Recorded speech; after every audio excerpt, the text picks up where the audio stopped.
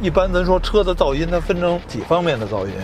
就是一个是风噪，一个是路噪，还有一个是发动机噪音。首先说这个车呢，2.0T 的发动机，它防火墙这一块隔音和静音的效果是做的是相当不错的。然后呢，本身带大梁的车，底盘就会比承载式车身的噪音要小，因为它在大梁和车身之间，它有这个车身托架，它有滤掉了一层的震动。承载式车身最大的问题，它就是长期在这种路上蹂躏过以后，车身就发散，然后到处都是这个滋滋扭扭的声音，然后剩下就是风噪。它比霸道做得好，这个 A 柱的前倾角要比霸道角度要更大一点，所以呢，它撞风的角度小了。就正常高速公路已经做到合资和自主品牌 SUV 里的噪音控制是最佳的了，应该是。关注抖音贴地飞行，分享我的硬核越野经验。